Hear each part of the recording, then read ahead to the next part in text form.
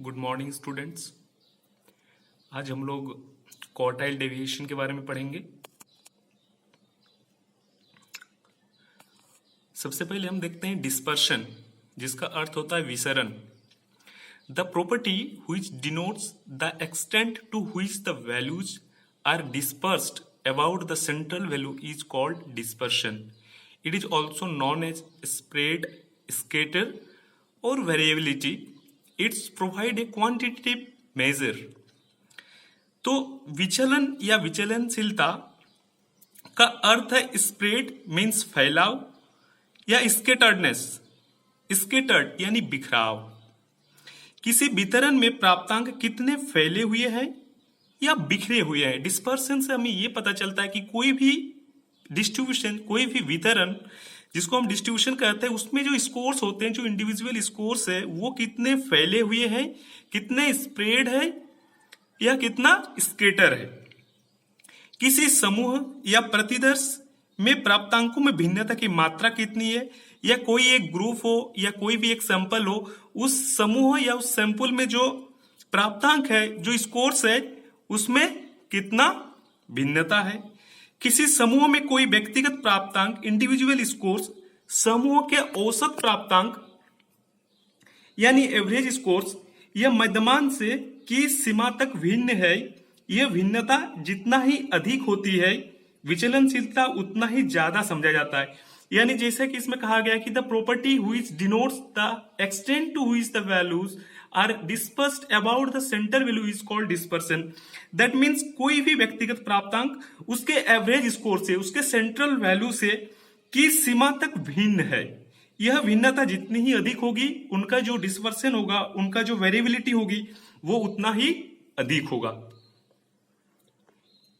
अब आप देख सकते हैं कि the measure of dispersion in common use are. ये जो डिस्पर्सन है, इसका यूज हम कहां कहां करते हैं। रेंज में किया जाता है, एवरेज डेविएशन में किया जाता है, क्वार्टाइल डेविएशन में किया जाता है और स्टैंडर्ड डेविएशन में किया जाता है।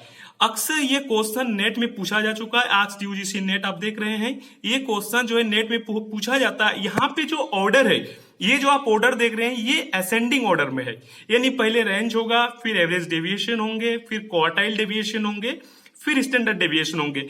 यहाँ पे अगर ये क्वेश्चन को पलट के पूछा गया था और उनसे कहा गया था स्टूडेंट से कि आप इसको अरेंज कीजिए, तो यहाँ पे जो मैंने स्लाइड में दिखाया हूं, ये एक प्रॉपर तरीके से अरेंज किया हुआ है। यही करेक्ट आंसर है। अगर मान ली कि पहले रेंज कर दें, फिर क्वार्टाइल डेविएशन कर दे, फिर एवरेज डेविएशन करें, फिर स्टैंडर्ड डेविएशन करें, तो ये जो इसका अरेंजमेंट हो जाएगा, ये रॉन्ग अरेंजमेंट हो जाएगा। तो ये पहला क्या हो गया, और फिर से ध्यान दीजिए, पहले रेंज होगा, फिर एवरेज डेविएशन होंगे, फिर क्वार्टाइल डेविएशन होगा, फिर स्टैंडर्ड डेविएशन होगा। यूजीसी नेट में ये क्वेश्चन पूछा जा चुका है, बहुत ही इंपॉर्टेंट क्वेश्चन है। अब हम देखते हैं क्वार्टाइल डेविएशन के बारे में आज पढ़ेंगे, क्योंकि इसके प्रीवियस क्लासेस में हम पढ़ चुके हैं रेंज डेविएशन के बारे में, रेंज के बारे में। तो यहाँ पे देखो, on the basis of Skinner का एक डिफिनेशन है, quartiles are the 3 points that divided a distribution of scores into 4 equal parts. यानी ये कहता है कि चतुर्थांश ये 3 बिंदु है जो प्राप्तांकों के वितरण को 4 बराबर भागों में विभाजित करते हैं। दूसरा जो डिफिनेशन है वो ऑर्डर का है, द क्वार्टाइल डिविएशन और semi inter quartile range is 1/2 of the distance between the first and third quartile.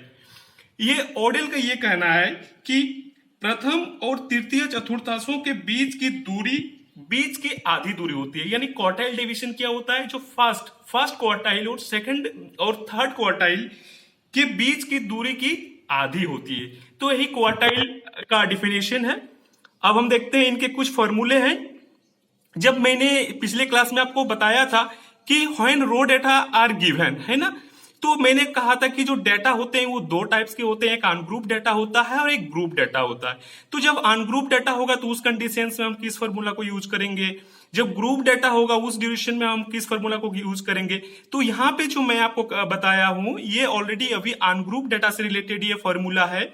और जैसे आप देख रहे हैं कि Q1 को मैंने कहा कि इनका जो क्वार्टाइल डिवीजन का जो फॉर्मूला होता है वो होता है Q1 माइनस Q3 बटा 2 हाफ, जो ऑर्डर का डिफिनेशन आपने अभी देखा सेम वही डिफिनेशन है। तो Q1 का जो मान होता है Q1 equal to n/4 plus 0.5 टीएथ स्कोर्स, यहाँ का जो स्कोर्स होगा और इससे जो वैल्यू निकलेंगे, और Q3 जो होता है वो 3n/4 प्लस 0.5 टीएथ स्कोर्स, इससे जो वैल्यू होंगे फिर Q1 को Q3 से घटा के 2 से डिवाइडेड करेंगे तो जो वैल्यू होगा वो हमारा क्वार्टाइल डेविएशन होगा। अब आइए हम एक प्रैक्टिस करते हैं। आप यहां पे देख रहे हैं कि जैसे मैंने कहा था क्वार्टाइल डेविएशन है, तो यहां पे देखिए सबसे पहले क्या है, अनग्रुप डेटा।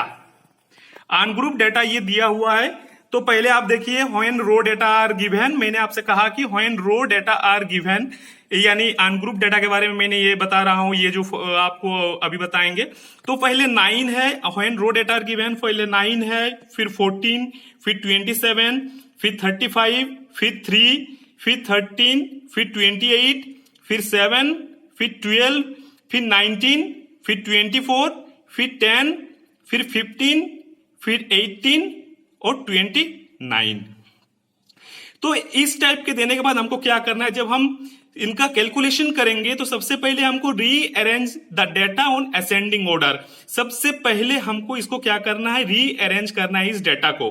तो जो स्कोर्स है, जब हम इसको रीअरेंज करेंगे तो आप देखेंगे कि पहले क्या हो जाएगा स्कोर्स, तो पहले होंगे 3, फिर 7, फिर 9, फिर 10, फिर 12, फिर 13, फिर 14, फिर 15, फिर 18, फिर 19, फिर 24, 25, 27, 29 और 35।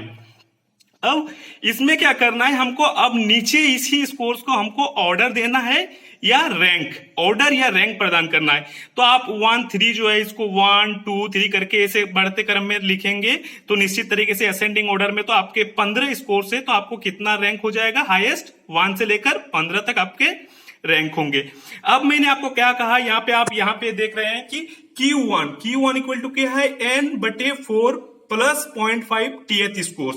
तो यहाँ पे आपको लिखना है Q1 में आप देख रहे हैं कि क्या है, n/4 प्लस 0.5 का टीएथ स्कोर्स। तो n का वैल्यू कितना आया, नंबर ऑफ केसेस, यहाँ पे n इक्वल टू क्या होता है, नंबर ऑफ केसेस या ओब्लिक स्कोर्स। तो n आपने देखा कि जो टोटल स्कोर्स है वो 15 है, तो 15/4 प्लस 0.5 इक्वल टू हो गया आपका 4.25 स्कोर्स। तो यहां पे आपको क्या करना है, अब चूंकि आपका स्कोर्स क्या आ रहा है 4.25 स्कोर्स, तो 4th स्कोर्स प्लस 0.25 और 0.25, उसके बाद फिर क्या करना है, फिफ्थ माइनस 4th स्कोर्स। तो अब 4th स्कोर्स में आपको देखना है, जो आपने रैंक दिए हैं देख लीजिए यहाँ पे कि 4th स्कोर्स में आप देख रहे हैं जो आपका स्कोर्स है, ये जो रैंक प्रदान किए हैं 4th स्कोर्स में आप देखिए वैल्यू कितना है आपका 10 है, फिर प्लस 0.25। अब देखिए 5th स्कोर्स में वैल्यू कितना है, 12 है। यहां पे आप देख रहे हैं 5th स्कोर्स जो है, यहां पे देखिए 5th स्कोर्स में आपका वैल्यू कितना है, 12 है, और 4th में आपका कितना है, 10 है। तो यहां पे आप क्या करेंगे, 4th स्कोर्स में आपने 10 लिखा, फिर प्लस 0.25, फिर 5th स्कोर्स में 12 माइनस 10, तो इक्वल टू आपका हो जाएगा 10.5। अब आपको करना है Q3 में आप देख लीजिए Q3 जो है ये आपका कितना है, 3n/4 प्लस 0.5 टीएथ स्कोर्स। तो यहां पे जब आएंगे तो 3 इंटू कितना हो जाएगा, 3n यानी मैंने क्या किया था, टोटल नंबर ऑफ स्कोर्स। तो 3 इंटू 15/4 प्लस 0.5, तो यहां पे आपको देखना है आपका हो जाएगा 11.75 स्कोर्स। सेम वही करना है आपको 11.75। तो फिर आपको वही करना है, क्या करना करेंगे आप यहाँ पे सेम कंडीशन जैसे आपने पिछले में किया कि 11th scores plus 0.75 bracket 12 scores minus 11th scores minus 11th का स्कोर्स। तो आप यहाँ पे देखेंगे 11th स्कोर्स में कितना है, 24 हो जाएगा, फिर प्लस कितना हो जाएगा 0.75, फिर आपका हो जाएगा 12 में आपका कितना है, 12 में 25 माइनस 24, तो आप देखेंगे 24.75 आपका निकल के आएगा, क्योंकि वहां 0.75 को 1 से गुना होगा। तो अब आपने देखे आपके पास दो वैल्यू आ गया। पहला वैल्यू जो है वो Q1 यानी 10.5, और दूसरा वैल्यू जो है Q3। तो आप यहाँ पे देख रहे हैं कि क्वार्टाइल डेविएशन निकालने के लिए अब जब आपका दोनों वैल्यू निकल गया, ये Q1 का वैल्यू आपका आ गया और Q3 का वैल्यू आ गया, तो अब आपको क्या करना है, Q equal to quartile deviation equal to Q1 minus Q3 divided by 2। तो यहां पे आप देखेंगे, अब आप आइए यहाँ पे Q equal to Q3 minus Q1 by 2, यानी Q3 का जो वैल्यू आया है वो आप देख रहे हैं 24.75 और Q1 का जो वैल्यू आया है वो आपका है 10.5 और डिवाइडेड बाई 2। तो यानी ये दोनों को 24.75 से 10.5 को घटाएंगे तो जो वैल्यू आएगा वो होगा 14.25 बाई 2 और तब हो जाएगा ये 7.125। और चूंकि ये थर्ड डिजिट जो है ये 5 या 5 से ज्यादा है तो ये हो जाएगा Q इक्वल टू 7.13। तो आज हम लोग पढ़े क्वार्टाइल डेविएशन के बारे में और क्या ये अनग्रुप डेटा के बारे में। जब अनग्रुप डेटा, मैंने इसके पहले जब आपको को मीन पढ़ाए थे तो मैंने मीन के बारे में कहा था, डेटा के बारे में मैंने भी ये कहा था कि डेटा दो टाइप्स के होते हैं, ungroup data and group data. When raw data are given this it is called ungroup data, और when raw and scores are given वो भी सेकंड केसेस है अनग्रुप डेटा के। लेकिन जब आपका when scores are given in different class interval, when frequency is given for each class interval, तो वो जो हो जाएगा वो ग्रुप डेटा हो जाएगा।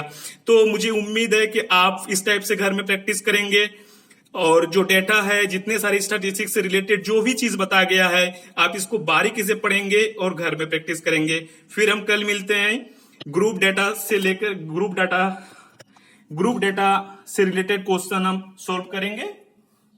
Thank you.